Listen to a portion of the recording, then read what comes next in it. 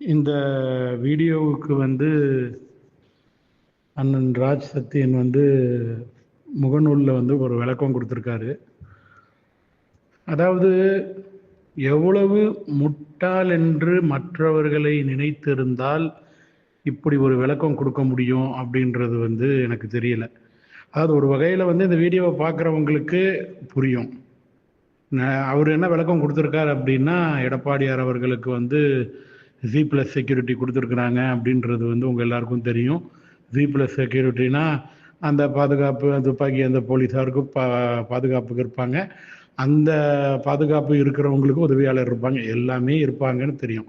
கூடவே ஒருத்தர் ட்ராவல் பண்ணுவாங்க, இல்லை வண்டியில் ஓடி வருவாங்க, இல்லை பின்னாடி இருக்க வண்டியில் உட்காந்துட்டு வருவாங்க. நம்ம பார்த்துருக்கோம். நம்ம என்ன Z+ செக்யூரிட்டியெல்லாம் இவங்க தான். இப்போ அம்மாலாம் எப்படின்றது உங்களுக்கு நல்லா தெரியும். அம்மா காரில் யார் உட்காந்து வருவான்றதும் உங்களுக்கு நல்லா தெரியும்.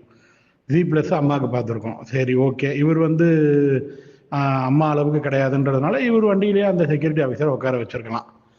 நம்ம செல்லூர் ராஜா அண்ணன் வந்து முதல்ல புரோட்டோகால் படி இவருக்கு வணக்கம் வைக்கிறாரு. வச்சுட்டு அந்த கூட்டத்தில் பின்னாடி கதவு பக்கம் போகிறாரு.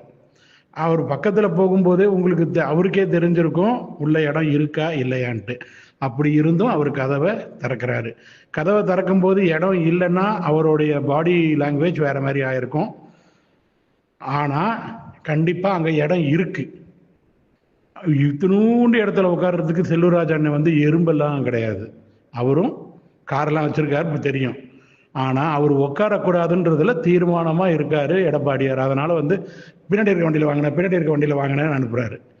இடம் இருக்கு, இது அமைதியாக விட்டுருக்கலாம். ஒரு இடம் கொடுக்கலன்னு அமைதியாக விட்டுருந்தாலே, விளக்கம் கொடுக்குறேன்ட்டு my father is not in the புஷ்ன்னு வந்து இப்படி சொல்லி யாரை முட்டாளாக்குறதுக்கு இதெல்லாம்?